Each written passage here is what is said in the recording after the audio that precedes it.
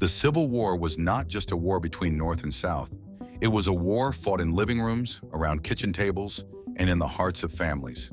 Imagine the unimaginable. Brother turning against brother, father against son. How could a nation that prided itself on unity be ripped apart so violently? Today we're going to explore the Civil War from a different angle, not just as a series of battles, but as a story of personal heartbreak and family division. Welcome to the Civil War, brother against brother. Welcome. In the early 1860s, America stood on the edge of destruction. Tensions between the North and South had been simmering for decades, over economics, over states' rights, but most importantly, over slavery. And when war finally erupted in 1861, it wasn't just soldiers on battlefields who would suffer. Ordinary families across the country found themselves in the impossible position of choosing sides. In this video, we'll be diving into the personal stories of families torn apart by the Civil War, understanding why brothers, neighbors, and lifelong friends suddenly found themselves on opposite sides. Along the way, we'll also talk about the larger causes of the war and why it still matters today. So why did the Civil War happen? To answer that, we need to take a step back in time. The United States of the early 1800s was a rapidly growing country, but it was a divided one. The North was industrializing quickly, while the South relied heavily on an agricultural economy supported by slavery. This difference created two very different visions of what America should be. In the North, many believed in progress through industry, modern education, and a more centralized government. In the South, states' rights were a key belief, along with the idea that each state should be able to decide its own laws, including the right to own enslaved people. But at the heart of this division was slavery. For Southern states, slavery wasn't just an economic system, it was a way of life. Many believed it was necessary for their survival.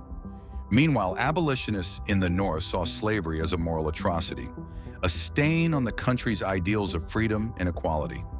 This moral conflict couldn't be solved with words or compromises. It was too deep, too embedded in the fabric of the country.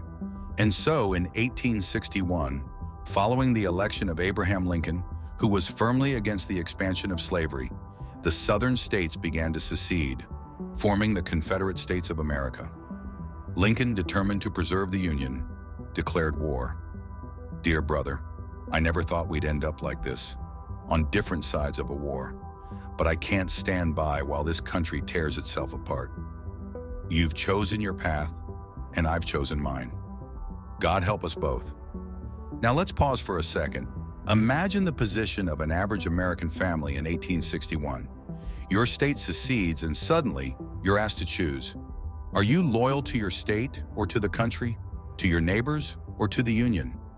Many families in border states like Kentucky, Missouri, and Virginia were split down the middle. In these states, brothers fought on opposite sides, fathers and sons took up arms against one another, and entire communities were fractured. Let's take a moment to talk about two real families who were divided by the Civil War. First, the Crittendens. George Crittenden and Thomas Crittenden were two brothers from Kentucky. George fought for the Confederacy, while Thomas joined the Union Army. The two would serve on opposing sides for the entire war.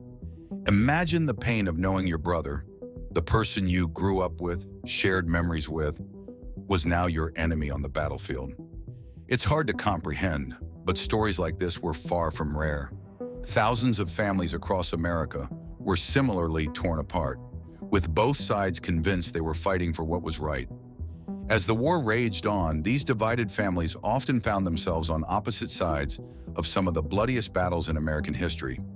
Battles like Gettysburg, where over 50,000 men were killed, wounded, or missing in just 3 days, weren't just numbers in the history books. They were real people. Fathers, sons, brothers, and in some cases, those brothers were literally fighting each other across enemy lines. Dearest mother, the battle today was fierce. I do not know how many of us will make it through this war. I fear I may have seen James across the line today. My own brother, fighting for the other side. I pray this war ends soon, for I do not know if we can survive much more of this heartbreak. Brother, I do not know if you will receive this letter, but I must write. We are divided now, but you are still my blood. I fight because I believe in our way of life, but I do not hate you. I hope we can see each other again when this war is over. May God protect you. It wasn't just the soldiers who paid the price of this war. Women and families left behind bore unimaginable burdens. They worked the land, took care of children, and waited, sometimes in vain, for letters from loved ones who would never return. For many, the war wasn't just a distant conflict. It was a personal tragedy that reshaped their lives forever. After 4 years of brutal conflict, the Civil War finally ended in 1865. The Union was preserved and slavery was abolished, but the scars of the war would remain. Over 600,000 Americans had lost their lives, more than in any other conflict in U.S. history. And the divisions between families and communities took generations to heal. So why does this story still matter today? Because the Civil War isn't just history, it's a reminder. A reminder of what happens when a country becomes too divided, when we stop listening to each other, and when we let our differences tear us apart. Today, we may not be fighting on battlefields, but our country still faces divisions. It's up to us to remember the lessons of the past and to find ways to bridge the gaps between us. The story of brother against brother is one of pain, of loss, but also of resilience. It shows us that even in the darkest times, families, communities, and nations can heal. But we must choose that path. Thank you for joining us on this journey through one of America's most tragic chapters. If you found this story meaningful, make sure to like, subscribe, and share your thoughts in the comments. And remember, history isn't just something that happened, it's something that's still happening every day.